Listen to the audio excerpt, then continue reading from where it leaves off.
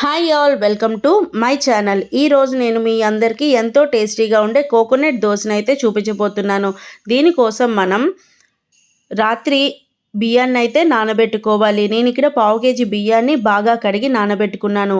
ఆ కడిగిన బియ్యంలో మనం ఒక కొబ్బరికాయ చెక్కలోని ముక్కల్ని చిన్న చిన్న ముక్కలుగా కట్ చేసుకొని మిక్సీ జార్లో వేసుకున్నాం. అలాగే 4-5 వెల్లుల్లి రెబ్బలు, గుప్పెడంత కరివేపాకు, 4 ఎండుమిరపకాయలు, 1 స్పూన్ జీలకర్ర వేసుకొని మెత్తగా మిక్సీ చేసుకోవాలి. ఇలా మిక్సీ చేసుకున్న బ్యాటర్లో ఒక 1/2 టేబుల్ స్పూన్ సాల్ట్ని వేసుకొని బాగా కలుపుకోవాలి. వీడియోలో చూపిస్తున్న విధంగా బ్యాటర్ వస్తే సరిపోతుంది.